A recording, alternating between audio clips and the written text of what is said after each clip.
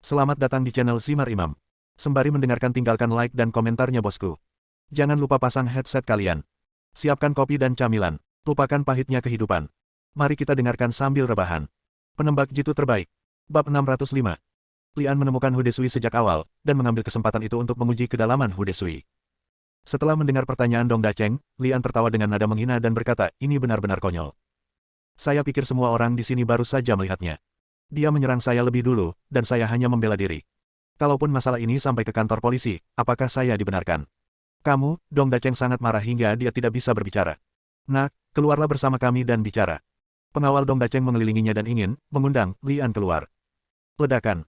Sebuah bukit tiba-tiba muncul di depan Lian, memisahkan pengawal Dong Dacheng. John memandang pengawal Dong Dacheng dengan cibiran di wajahnya, jari-jarinya meremas dengan keras. Kenapa kamu keluar? Jika kamu ingin bertarung, kamu bisa melakukannya di sini. Pengawal terendah Dong Dacheng hanya setinggi 1,8 meter. Bagi orang biasa, dia tinggi dan kuat, tetapi dibandingkan dengan John, ukurannya satu lebih kecil. Menghadapi John yang tinggi, para pengawal ini benar-benar ketakutan. Siapa kamu dan mengapa kamu ikut campur dalam bisnis ini? Salah satu dari mereka bertanya dengan keras. John mendengus dingin, mengulurkan ibu jari kanannya dan menunjuk ke arah Lian, dan berkata dengan nada seperti dukun, ini saudaraku. Jika ada yang ingin menyentuh saudaraku, mereka harus melewati aku terlebih dahulu. Mendengar ini, beberapa pengawal berdiri di sana dan tidak berani bergerak. Ang Li mengulurkan tangan dan menepuk bahu John, memberi isyarat agar dia menyingkir. Dia menatap Dong Xin Ming dan berkata, apakah menurut Anda memiliki uang itu bagus? Apakah menurut Anda memiliki uang dapat membuat orang bahagia? Ya, saya tidak punya uang sekarang, tapi bukan berarti saya tidak akan punya uang di masa depan. Meski belum, Yue Wei dan aku benar-benar saling mencintai, dan kami masih bisa kenyang meski kami minum air. Sebaliknya, sekaya apapun Anda tidak akan pernah bisa membeli kebahagiaan atau cinta. Petik 2. Kamu, Dong Xin Ming, seperti ayahnya, sangat marah hingga dia tidak dapat berbicara. Lian berbalik menghadap Xiao Yue, meletakkan tangannya di bahu Xiang, dan berkata dengan penuh kasih sayang, Yue, aku mencintaimu.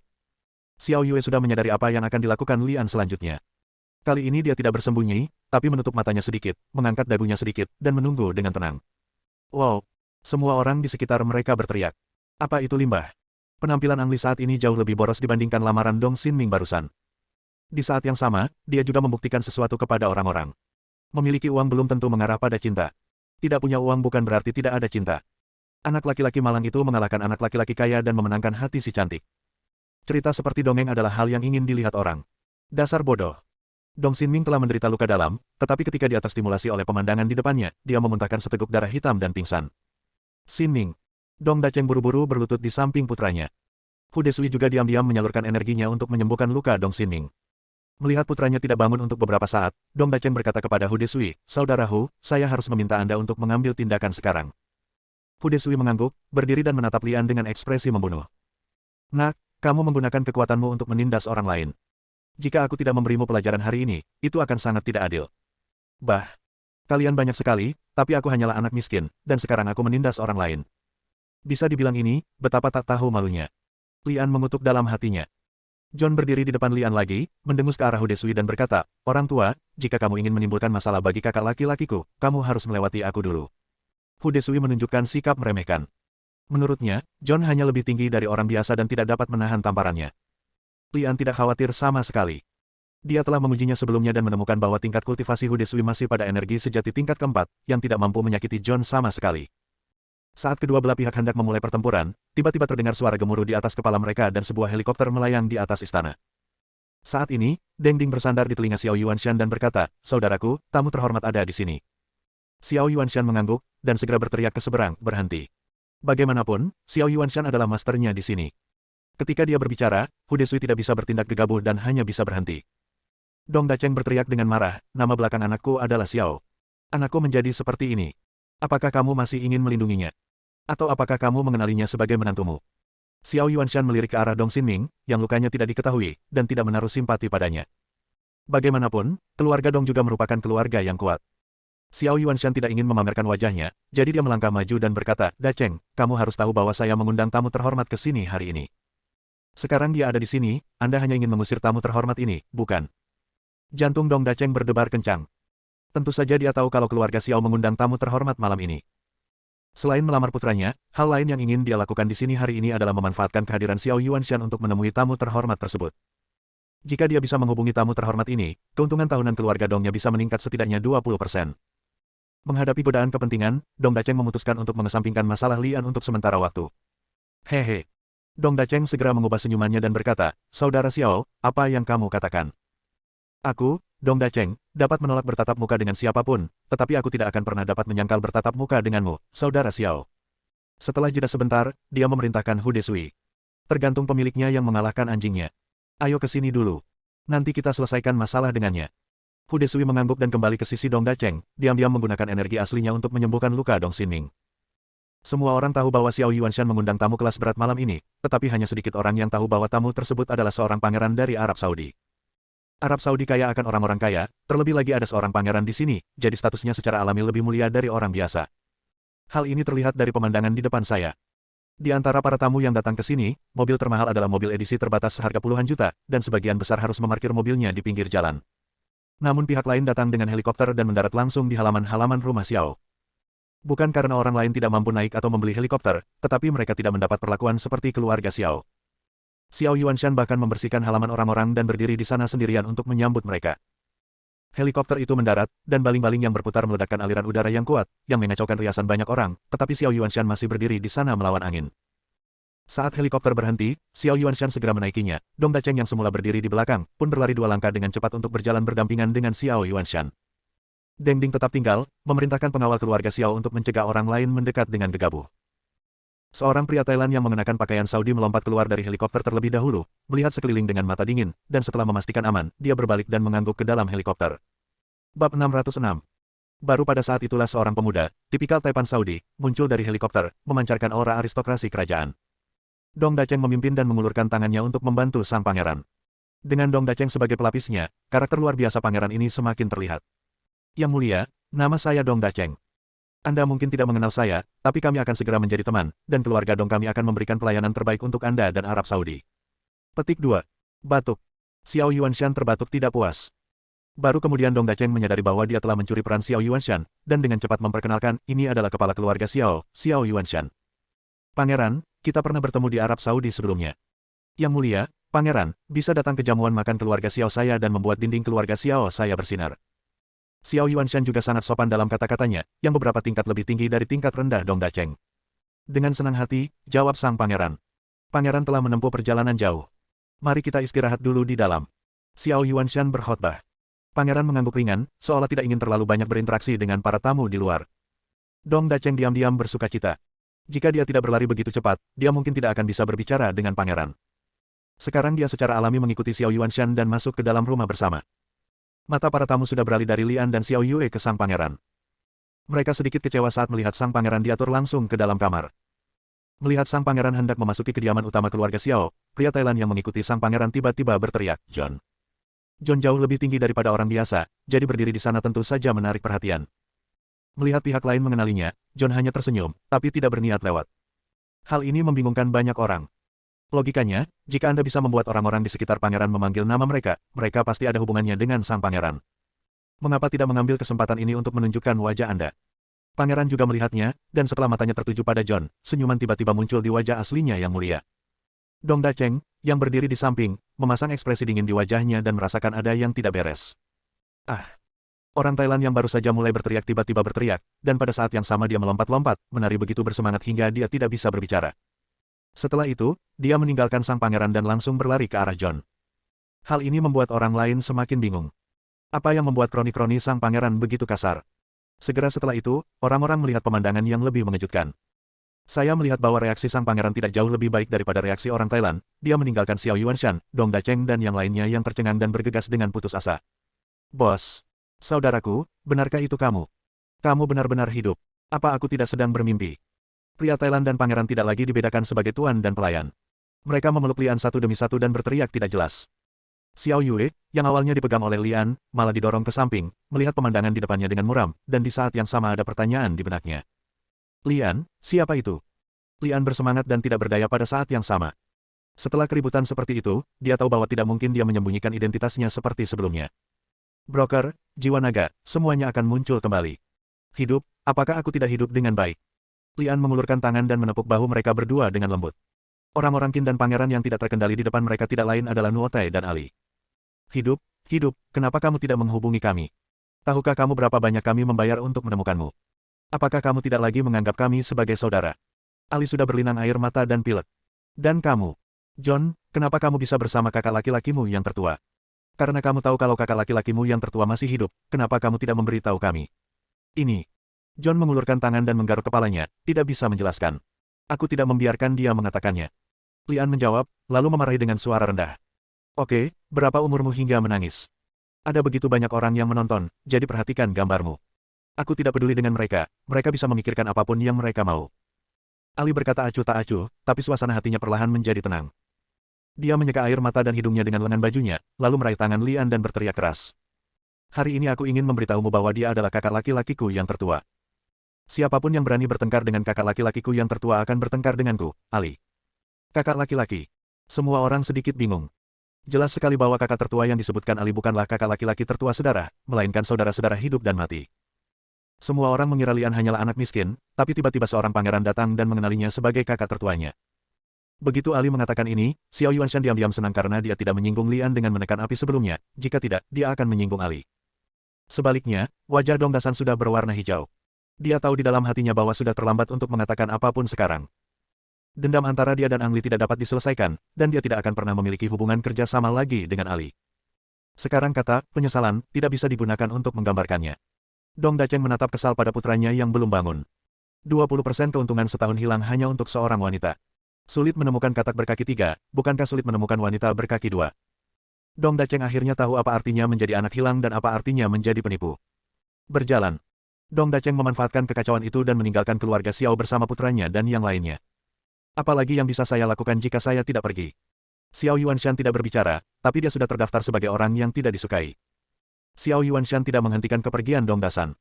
Dia tahu bahwa keluarga Xiao dan Dong San telah mempermalukan diri mereka sendiri, tapi lalu kenapa? Xiao Yuanshan merasa ada gunanya menyinggung dua keluarga Dong jika dia bisa memenangkan hati seorang pangeran. Setelah meninggalkan rumah Xiao, Dong Dasan duduk di dalam mobil dalam diam. Setelah sekian lama, dia akhirnya berbicara, "Saudara Hu, saya tidak bisa menelan nafas ini. Apa yang kamu ingin aku lakukan?" Hu Desui bertanya. "Anak laki-laki itu dan Xiao Yuanshan mempermalukan keluarga Dong kita. Aku ingin mereka mati." Teriak Dong Dasan dengan gigi terkatup. "Di mana gadis dari keluarga Xiao itu? Apakah kamu ingin menghidupkannya kembali?" "Tak perlu."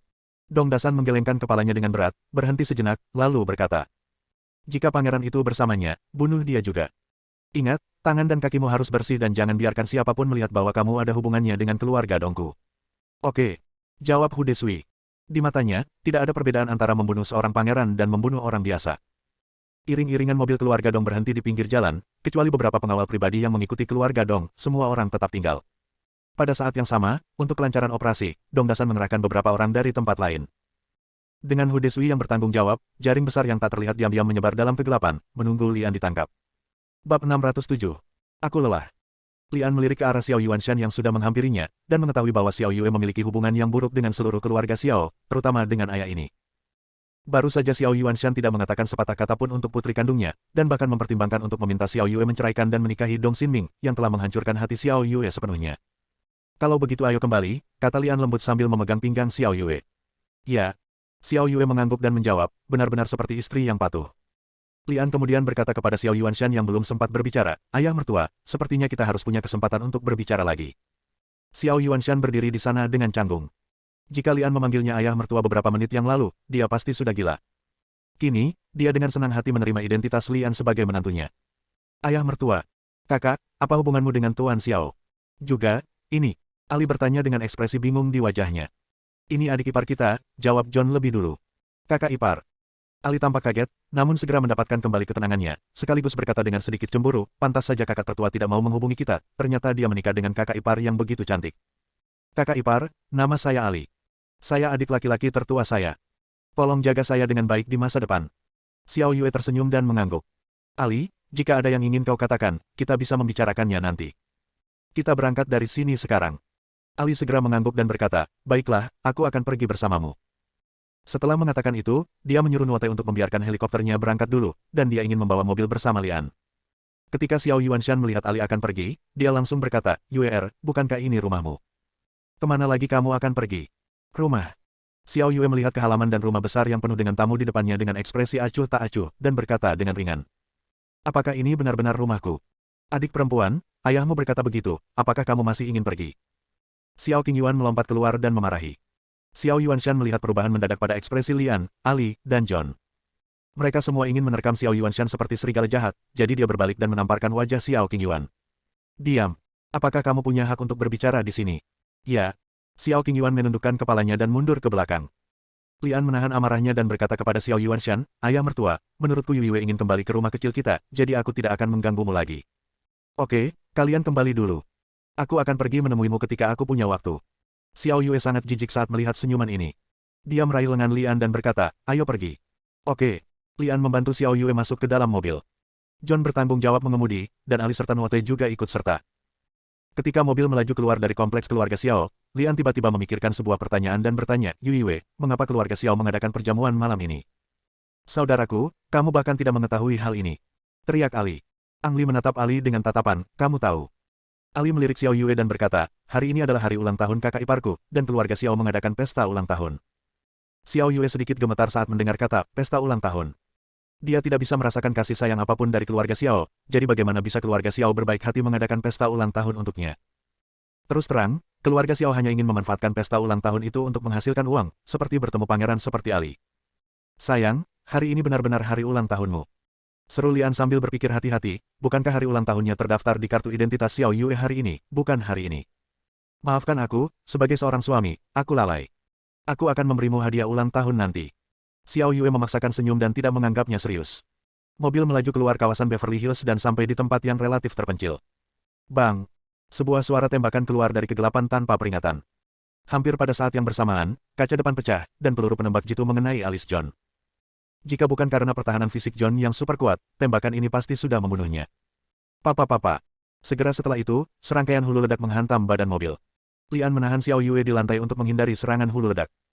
Sial, aku baru saja membeli mobil baru hari ini. Lian diam-diam mengutuk dan berteriak, John. Jernih. John menginjak pedal gas hingga jatuh ke lantai dan membiarkan mobilnya melaju dengan kecepatan penuh.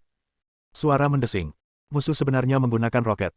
Roket tersebut tidak mengenai badan mobil, namun meledak di bawah mobil sehingga menyebabkan mobil kehilangan kendali dan terjungkal ke tanah. Xiao Yue, bagaimana kabarmu? Lian bertanya setelah mobilnya berhenti total. Saat mobilnya terbalik, Xiao Yue telah dilindungi oleh Lian dan tidak terluka sama sekali. Tidak apa-apa. John, lindungi Xiao Yue. Teriak Lian. Serahkan padaku. John membuka pintu mobil dan menyuruh Xiao Yue keluar, menggunakan tubuhnya untuk memblokir kemungkinan peluru. Pada saat yang sama, Lian juga keluar dari pintu, menggunakan langkah halusnya dan menghilang ke dalam kegelapan. Note yang juga seorang praktisi seni bela diri melihat pemandangan ini dan berseru, gerakan yang cepat dan aneh. Di sini Ali keluar dari mobil dan berteriak kepada John, saya bilang kamu telah menyinggung beberapa musuh, mereka bertekad untuk membunuh kita. Musuh. Hanya ada satu musuh yang terpikirkan oleh John saat ini, keluarga Dong. Setelah bertanya, Ali menjulurkan lidahnya dan menjilat bibirnya, lalu berkata dengan penuh semangat, sudah lama sekali aku tidak bertarung berdampingan dengan kakak tertuaku. Aku ingin bersenang-senang kali ini. Sambil berbicara, Ali melepas jubahnya, memperlihatkan pelindung tubuh di bawahnya. Ada banyak saku yang dijahit pada pelindung tubuh dan celana Ali, yang berisi bagian-bagian yang dibongkar. Setelah Ali dirakit, mereka berubah menjadi senapan sniper dalam sekejap mata. Sedangkan untuk jubahnya, jika dibalik menjadi setelan kamuflase berwarna hijau. Perlengkapan Note mirip dengan Ali, bedanya senjatanya adalah senapan mesin ringan jika dirakit. John tahu bahwa Ali adalah seorang mekanik dan suka mengutak-atik senjata dan perlengkapan, jadi tidak heran jika dia melihatnya. Sebaliknya, Xiao Yue tampak sedikit tercengang dan tidak mengerti mengapa seorang pangeran memiliki peralatan seperti itu. Baru setelah Ali dan Nuote menghilang ke dalam kegelapan, Xiao Yue bertanya dengan cemas apakah mereka akan baik-baik saja. Jangan khawatir, kami hanya berurusan dengan beberapa pencuri, semuanya akan baik-baik saja. John mengepalkan tinjunya saat berbicara, merasa sedikit gatal. Jika dia tidak bertanggung jawab melindungi Xiao Yue, dia akan bergegas keluar dan membunuhnya. Lian tidak memiliki perlengkapan aneh seperti Ali dan Nuote, tapi dia membawa pisau terbang itu bersamanya. Mengandalkan keterampilan seni bela diri, Ang Li dengan cerdik menghindari serangan peluru, dan kemudian pisau terbang ditembakkan. Dia mendengar pikiran yang teredam, dan salah satu pria bersenjata itu menutup tenggorokannya dengan pisau. Bab 608. Membunuh dua orang berturut-turut, target ketiga terbunuh lebih dulu oleh peluru. Lian berbalik dan melihat bahwa itu adalah Ali dan Nuote. Di bawah kedok keduanya, dia mengambil mayat dan mengambil pisau lempar serta senjata dan peralatan di pihak lain. Saat Lian berdiri, suara "wosh" terdengar di udara, dan bola meriam menghantam kegelapan. Lian buru-buru mundur dan mendengar ledakan, dan sebuah lubang dibuat di tanah. Dilihat lagi, bola meriam itu ternyata adalah batu seukuran wastafel. Mampu mengangkat batu dan menembaknya seperti bola meriam, memerlukan penggunaan alat pelontar, dan hanya pejuang yang kuat yang dapat melakukannya. Tiupan. Bola meriam, lainnya menghantam, dan setelah Lian mengelak, ia menghancurkan pohon setebal pinggang menjadi dua. Lian melihat prajurit yang bersembunyi di kegelapan di seberangnya mendatanginya. Anda masih bisa menghindari bola meriam tersebut jika menyerang Anda, namun jika menyerang Ali dan Note, kemungkinan besar keduanya tidak akan bisa mengelak. Jika mereka terkena bola meriam, meskipun mereka berdua mengenakan rompi anti peluru, mereka tidak akan selamat. Papa. Lian mengangkat moncong senjatanya dan menembakkan serangkaian peluru ke tempat persembunyian prajurit itu, lalu berbalik dan berlari ke arah lain sambil berteriak, "Kemarilah jika kamu ingin membunuhku." Panggilan. Angin kencang terdengar di sisi berlawanan, dan prajurit itu mengejarnya. Ang Li sengaja memancing para prajurit itu menjauh agar Ali dan Note tidak menjadi ancaman. Sedangkan bagi orang biasa yang bersenjata, Ang Li yakin Ali yang lahir di sekolah penembak jitu Jerman bisa menghadapinya. Setelah berlari sejauh 3 atau 4 kilometer, Lian akhirnya berhasil ditangkap oleh prajurit tersebut setelah menembakkan semua peluru di senjatanya. Itu kamu. Lian mengenali orang lain sebagai Hu Desui dari keluarga Dong, dan juga mengetahui bahwa serangan itu diatur oleh keluarga Dong. Hu Desui berdiri di sana dengan tangan di belakang punggungnya dan berkata dengan ekspresi sombong di wajahnya, "Wah, teknik serangan dan keterampilan tubuhmu bagus, tapi sayang sekali tingkat kultivasimu hanya pada ki tingkat ketiga. Jika Anda mencapai ki tingkat keempat, Anda mungkin masih bisa melawan saya. Tapi sekarang, saya menyarankan Anda untuk tidak melakukan perjuangan mati-matian, sehingga rasa sakit Anda bisa berkurang." Bising. Lian mengumpat secara diam-diam, melangkah pelan, dan meninju. Hu Desui sepertinya tidak bereaksi dan berdiri di sana tanpa bergerak. Aneh, kenapa tidak melawan? Hati Lian menegang, curiga itu adalah jebakan. Ketika tinjunya hendak tiba, dia tiba-tiba berubah dari langkah ringan menjadi langkah halus. Dia berbalik ke belakang lawan dengan "wosh" dan memukul punggung Hu Desui serangan yang lebih besar. Bang! Pukulan ini sangat nyata. Setelah pukulan itu mengenainya, Lian mengambil langkah halus, mengubah bentuk tubuhnya dan mundur ke samping, lalu mengerutkan kening. Hu Desui berdiri di sana tak bergerak, wajahnya tidak hanya tidak menunjukkan sedikit pun rasa sakit, tetapi juga ekspresi ejekan. Apakah ini semacam latihan kungfu horizontal seperti baju kain besi dan penutup lonceng emas? Baju kain besi dan penutup lonceng emas keduanya sama jenisnya dengan sihir latihan tubuh tak terkalahkan, yang dipraktikkan oleh Ang Li, keduanya merupakan seni bela diri untuk menguatkan tubuh. Dari segi level, sihir pemurnian tubuh tak terkalahkan, seharusnya jauh lebih tinggi daripada baju besi dan lonceng emas. Hanya saja Ang Li baru saja bersentuhan dengan sihir latihan tubuh tak terkalahkan, belum lama ini, dan kemeja besi serta lonceng emas Hu Desui sepertinya telah mempelajarinya selama bertahun-tahun. Dilihat dari penampilannya yang angkuh, dia pasti sudah mencapai level daceng, jika tidak, pukulan yang baru saja dia lakukan tidak akan berpengaruh sama sekali. Dengan tingkat kultivasi yang mendekati tingkat kelima Zenki, ditambah dengan keahliannya dalam seni bela diri, Hu Desui layak untuk dibanggakan. Dibandingkan dengan tikus racun, yang juga berada pada budidaya ki tingkat keempat, kekuatan Hu Desui tidak kalah. Cek. Hu Desui tersenyum bangga dan berkata kepada Lian, "Nak, sekarang kamu tahu kesenjangan kekuatan antara kamu dan aku, kan? Bagaimana sekarang? Apakah Anda berencana untuk bunuh diri atau Anda memaksa saya melakukannya?" Petik 2. Saya memilih. Suara Lian sangat panjang, tapi orang itu tiba-tiba mulai bergerak. Langkah berkabut menghabiskan banyak energi, jadi Lian mengadopsi langkah linking yang lebih hemat tenaga. Setelah menutup jarak di antara mereka, Ang Li meninju. Hu Desui mendengus dengan nada menghina, tapi dia masih berdiri di sana tak bergerak, sekali lagi menunjukkan harga diri dan kesombongannya. Hah? Bagaimanapun, Hu Desui adalah master ki tingkat keempat, dan dia segera menemukan bahwa situasinya berbeda dari apa yang dia bayangkan. Keraguan terbesar adalah setelah Ang Li meninju, orang tersebut tiba-tiba melompat mundur, yang sama sekali tidak masuk akal. Sepenuhnya karena naluri mempertahankan diri, Hutwa terbangkit dari tanah dan melompat ke samping. Saat dia masih di udara, Hu Desui menjerit kesakitan. Setelah mendarat, dia menemukan pisau terbang di bahu kanannya. Sayangnya, Lian diam-diam menyesalinya. Jika Hu Desui berdiri di sana dan tidak bergerak, pisau terbang ini mungkin akan membunuhnya. Namun, ini juga merupakan kabar baik. Pisau terbang tersebut tidak memiliki gagang, yang membuktikan bahwa kungfu horizontal Hu Desui sebenarnya tidak kebal, namun kemampuannya menahan serangan sangat mengagumkan. Dari sudut pandang ini, dia jauh lebih buruk daripada John, yang gen tubuhnya telah bermutasi. John bahkan tidak bisa terluka oleh peluru yang menembus baju besi sekarang, dan kekuatan fisiknya bisa dikatakan sangat tidak normal. Pada pengamatan sebelumnya, Hu Desui telah mengetahui bahwa Lian pandai menggunakan pisau terbang, namun ia tidak menyangka pisau terbang Lian akan begitu tajam. Terus terang, situasi saat ini sepenuhnya disebabkan oleh kelalaian saya sendiri. Ini juga merupakan tipuan yang diremehkan Lian. Jika racun diumpankan ke pisau terbang, meskipun pisaunya tidak melukai bagian vitalnya, tetap dapat membunuh Hu Desui. Nak, aku akan membuat hidupmu lebih buruk daripada kematian. Hu Desui meraung marah, dia begitu sombong hingga benar-benar kehilangan kendali karena pisau terbang melukai lengannya. Melihat Hu Desui datang, Lian tidak panik. Dia mengangkat tangannya dan berteriak, "Awasi pisau terbangku." Hu Desui takut dengan pisau terbang Lian dan khawatir akan melukai organ vitalnya, jadi dia secara naluriah melompat ke samping. Setelah mendarat, Hu Desui menemukan bahwa apa yang disebut pisau terbang itu hanyalah sebuah kebohongan dan tidak ada apa-apa. Kamu bajingan, pergilah ke neraka. Hu Desui menjadi semakin marah dan bergegas menuju Lian dengan putus asa. Lihat pisau terbangku. Lian berteriak lagi, mengangkat tangannya dan melambaikannya, dan pria itu mundur. Kamu ingin berbohong padaku lagi. Sebelum Hu Desui selesai berbicara, dia menyadari ada sesuatu yang tidak beres. Kali ini benar-benar ada bayangan gelap yang datang. Mengetahui bahwa itu bukanlah pisau terbang, Hu Desui merasa sedikit lebih berhati-hati dan menarik diri lagi dan melompat. Bang! Sebuah ledakan terjadi, membuat hati Hu Desui bergetar. Meski yang dilempar Lian barusan bukanlah pisau terbang, itu adalah granat yang lebih mematikan dari pisau terbang. Jika dia tidak segera bersembunyi, dia akan terluka parah bahkan jika dia tidak terbunuh. Awasi pisau terbangku. Suara Lian terdengar lagi. Bersambung.